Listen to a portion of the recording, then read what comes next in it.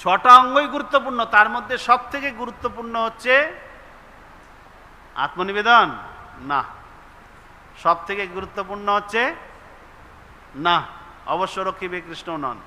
গোপতৃত্বে বরণ, গোপতৃত্বে বরণ হচ্ছে মুখ্য, আর বাকিগুলো তার সঙ্গে। ভক্তি সিদ্ধান্ত সরস্বতী ঠাকুর বলছেন গোপতৃত্বে বরণ মানে